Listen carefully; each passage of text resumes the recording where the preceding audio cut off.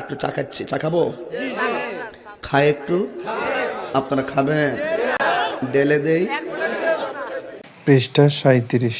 আবার ৯৬ সংখ্যাটির জন্য কিছু নিচের ছবির মতো করেও উৎপাদকের গাছ আঁকা যায়।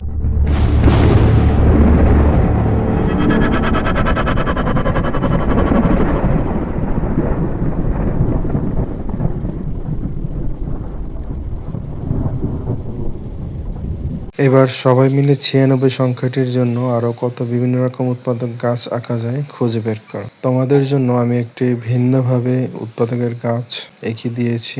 এখানে দেখতে হবে কোন দুইটি সংখ্যা গুণ করলে ৯৬ হচ্ছে। ওই দুইটি সংখ্যা দিয়েই মৌলিক উৎপাদকের গাছ স্টার্ট করতে হবে।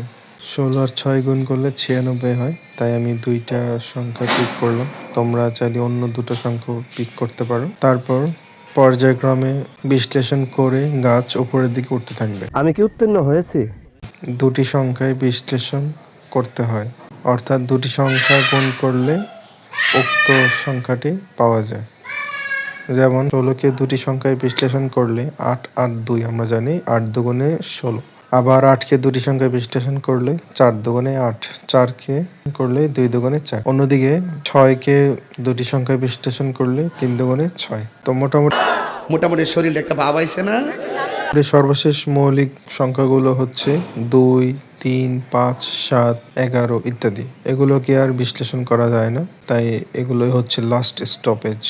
তারপর বলা হয়েছে সংখ্যারেখার সাহায্যে অথবা প্রচলিত পদ্ধতিতে ভাগ করে ১২ সংখ্যাটি ১, ২, ৩, ৪, ৫, ৬ ও ৭ দ্বারা নিঃশেষে বিভাজ্য কিনা যাচাই। এইতে পূর্বে তোমরা সংখ্যারেখায় কিভাবে ভাগ করতে হয় তা শিখেছ।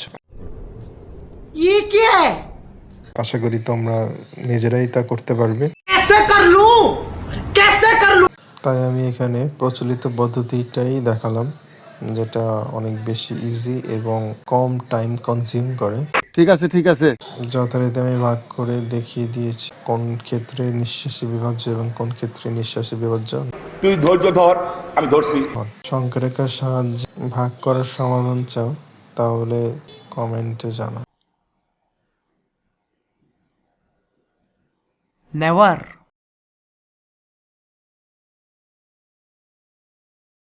Next Level Study. Subscribe, share, and give a thumbs up.